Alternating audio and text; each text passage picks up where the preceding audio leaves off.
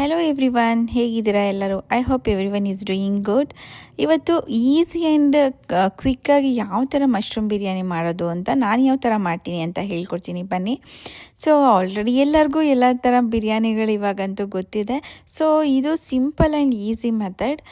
ಎಲ್ಲ ಥರದ ಒಗ್ಗರಣೆಗೆ ಆನಿಯನ್ ಹಾಕ್ಕೊಂಡು ಜೀರಿಗೆ, ಸೋಂಪು ಮತ್ತು ಎಲ್ಲ ಬಿರಿಯಾನಿ ಮಸಾಲ ಏನೇನಿರುತ್ತೆ, ಚಕ್ಕೆ ಲವಂಗ ಆಗಿರ್ಬೋದು, ಮತ್ತು ಮರಾಠಿ ಮೊಗ್ಗು ಮತ್ತು ಏಲಕ್ಕಿ, ಎಲ್ಲ ಥರದ್ದು ಸ್ಪೈಸಸ್ನ ಒಗ್ಗರಣೆಗೆ ಹಾಕ್ಕೊಂಡಾದ್ಮೇಲೆ ಒಂದು ಸ್ವಲ್ಪ ಪುದೀನ ತೊಗೊಳ್ಳಿ. ಪುದೀನ ಚೆನ್ನಾಗಿ ಫ್ರೈ ಆಗಬೇಕು, ಇಲ್ಲಾಂದರೆ ಅದರದ್ದು ಸ್ಮೆಲ್ ಇರುತ್ತೆ. ಮತ್ತು ಕೊತ್ತಂಬರಿ ಸೊಪ್ಪನ್ನು ಸ್ವಲ್ಪ ತೊಗೊಳ್ಳಿ ಒಗ್ಗರಣೆಗೆ, ಸಿಲಾಂತ್ರೋ ಅದನ್ನು ಆ್ಯಡ್ ಮಾಡ್ಕೊಳ್ಳಿ. ಅದು ಸ್ವಲ್ಪ ಫ್ರೈ ಆಗಬೇಕು. ಜಿಂಜರ್ ಗಾರ್ಲಿಕ್ ಪೇಸ್ಟ್, ಆಮೇಲೆ ಅದು ಫ್ರೈ ಆದಮೇಲೆ ಜಿಂಜರ್ ಗಾರ್ಲಿಕ್ ಪೇಸ್ಟ್ ಹಾಕ್ಕೊಳ್ಳಿ.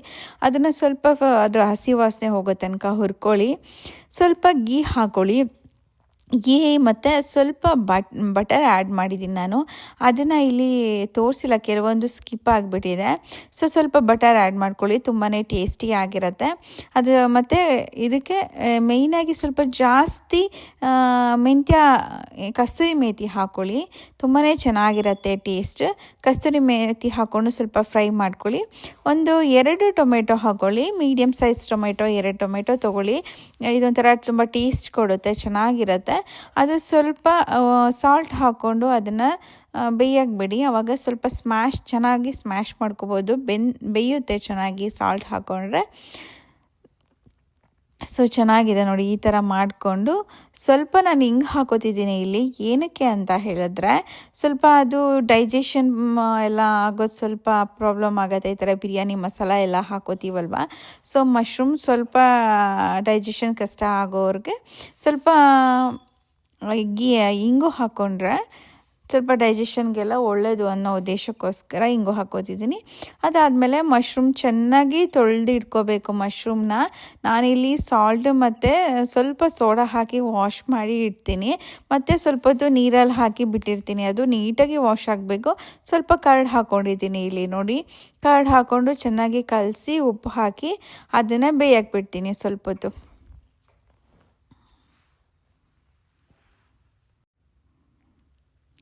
ಮಶ್ರೂಮು ಚೆನ್ನಾಗಿ ಬೇಯಬೇಕು, ಅದ್ರದ್ದು ರಸ ಬಿಟ್ರೇ ಅದ್ರ ಟೇಸ್ಟ್ ತುಂಬಾ ಚೆನ್ನಾಗಿ ಟೇಸ್ಟ್ ಬರುತ್ತೆ. ಒಂದು 80% ಬೇಯಿಸ್ಕೋಬೇಕು. ನೋಡಿ ಬೆಂದಾದ್ಮೇಲೆ ಯಾವ ಥರ ಇದೆ ಅಂತ ಹೇಳಿಬಿಟ್ಟು ನೋಡಿ, ಚೆನ್ನಾಗಿ ಬೆಂದಿದೆ. ಇದು ಸ್ವಲ್ಪ ಒಂದು 80% ಬೆಂದಿದೆ.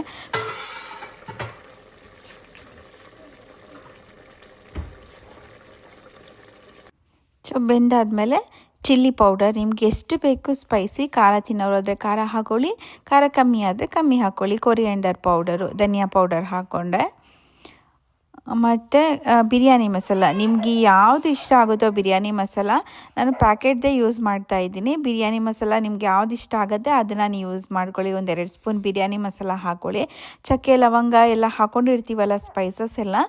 ಸೊ ಸ್ಪೈಸಿ ಒಂಥರ ಖಾರ ಖಾರ ಆಗಿಬಿಡುತ್ತೆ. ಆಮೇಲೆ ಸ್ಪೈಸಸ್ದೆ ನೋಡಿಕೊಂಡು ಬಿರಿಯಾನಿ ಮಸಾಲ ಎಷ್ಟು ಬೇಕು ಅಷ್ಟು ಹಾಕ್ಕೊಳ್ಳಿ. ಸೊ ಆಮೇಲೆ ಮತ್ತೆ ಲಿಡ್ ಕ್ಲೋಸ್ ಮಾಡಿ ಸ್ವಲ್ಪ ಹೊತ್ತು ಅದು ಎಳ್ಕೊಳ್ಳಿ. ಅದು ಖಾರ ಎಲ್ಲ ಸ್ವಲ್ಪ ಮಶ್ರೂಮ್ಗೆ ಚೆನ್ನಾಗಿರುತ್ತೆ. ಇಲ್ಲಿ ನಾನು ಸ್ಟಿಕ್ಕಿ ರೈಸ್ ಯೂಸ್ ಮಾಡ್ತಾ ಇದ್ದೀನಿ. ಸ್ಟಿಕ್ಕಿ ರೈಸ್ ಯಾರೆಲ್ಲ ಯೂಸ್ ಮಾಡಿಲ್ಲ, ಇದು ಥೈಲ್ಯಾಂಡು. ನೀವು ಬೇರೆ ಬೇರೆ ಥರ ಸ್ಟಿಕ್ಕಿ ರೈಸಸ್ ಸಿಗುತ್ತೆ ಇವಾಗ. ಚೈನಾದವರೆಲ್ಲ ಸ್ಟಿಕ್ಕಿ ರೈಸ್ ತುಂಬ ಯೂಸ್ ಮಾಡ್ತಾರೆ, ತುಂಬಾ ಟೇಸ್ಟ್ ಕೊಡುತ್ತೆ. ಸ್ಟಿಕ್ಕಿ ರೈಸ್ ತುಂಬ ಚೆನ್ನಾಗಿರುತ್ತೆ. ಹುಡಿ ಬೇಕು ನಿಮಗೆ ಬಿರಿಯಾನಿ ಅಂದರೆ ನೀವು ಬಾಸುಮತಿ ರೈಸು ಇಲ್ಲ ಮಾಮೂಲಿ ಸೋನಾ ಮೊಸರಿ ಯೂಸ್ ಮಾಡಿದ್ರೂ ಆಗುತ್ತೆ. ಸ್ಟಿಕ್ಕಿ ರೈಸ್ ಒಂದ್ಸಲ ಯೂಸ್ ಮಾಡಿ ನೋಡಿ, ಅದರಿಂದಲೂ ತುಂಬ ಚೆನ್ನಾಗಿ ಬರುತ್ತೆ. ಬಟ್ ಸ್ವಲ್ಪ ಅಂಟಿರುತ್ತೆ, ಸ್ಟಿಕ್ಕಿ ಥರ. ಬಟ್ ಟೇಸ್ಟ್ ತುಂಬಾ ಚೆನ್ನಾಗಿರುತ್ತೆ. ನನ್ನ ಹಸ್ಬೆಂಡ್ಗೆ ಸ್ಟಿಕ್ಕಿ ರೈಸ್ ತುಂಬಾ ಇಷ್ಟ. ಸಮ್ಟೈಮ್ಸ್ ನಾನು ಸ್ಟಿಕ್ಕಿ ರೈಸಲ್ಲಿ ಬಿರಿಯಾನಿ, ಫ್ರೈಡ್ ರೈಸ್ ಎಲ್ಲ ಮಾಡ್ತೀನಿ, ತುಂಬ ಚೆನ್ನಾಗಿ ಬರುತ್ತೆ. ಫ್ರೈಡ್ ರೈಸ್ ಮತ್ತು ಬಿರಿಯಾನಿ ಎಲ್ಲ ಟ್ರೈ ಮಾಡಿ ನೋಡಿ. ಸೊ ಅದಾದಮೇಲೆ ನಾನು ರೈಸ್ನ ಸೋಕ್ ಮಾಡಿ ಬೇಕಾದರೆ ಇಡ್ಬೋದು 20 ಮಿನಿಟ್ಸ್, ಹಾಗೆಯೇ ಬೇಕಾದರೆ ಯೂಸ್ ಮಾಡ್ಬೋದು. ನೀರು ಎಷ್ಟು ಬೇಕೋ ಅಷ್ಟು ಅಳತೆಗೆ 1 ಗ್ಲಾಸ್ಗೆ 2 ಗ್ಲಾಸ್ ಸೇಮ್ ಅದೇ ಥರನೇ ತೊಗೋತೀನಿ. 1 ಗ್ಲಾಸ್ ರೈಸ್ಗೆ 2 ಗ್ಲಾಸ್ ವಾಟರ್ ಥರ ರೈಸ್ ಹಾಕಿಬಿಟ್ಟು, ರೈಸ್ ಹಾಕಿದ್ಮೇಲೆ ಚೆನ್ನಾಗಿ ಅದನ್ನ ತಿರುಗಿಬಿಟ್ಟು ಚೆನ್ನಾಗಿ ಕಲಿಸ್ಕೋಬೇಕು, ಚೆನ್ನಾಗಿ ತಿರುಗಿಸ್ಕೋಬೇಕು. ಚೆನ್ನಾಗಿ ತಿರುಗಿಸ್ಕೊಂಡು ಅದಾದಮೇಲೆ ಲಾಸ್ಟಿಗೆ ಸ್ವಲ್ಪ ಸಿಲಾಂತ್ರೋ ಯೂಸ್ ಮಾಡ್ತೀನಿ. ಸ್ವಲ್ಪ ನಿಮಗೆ ಗೀ ಬೇಕಂದ್ರೆ ಅದ್ರ ಮೇಲೆ ಗೀ ಹಾಕೋಬೋದು. ಮತ್ತು ಸ್ವಲ್ಪ ಲೆಮನ್ ಯೂಸ್ ಮಾಡ್ತೀನಿ. ತುಂಬಾ ಟೇಸ್ಟಿಯಾಗಿರುತ್ತೆ.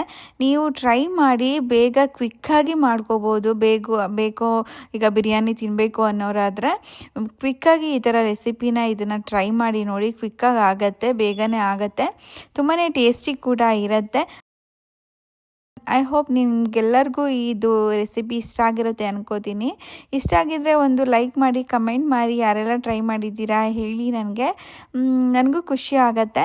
So see you in next vlog. Till then take care, bye.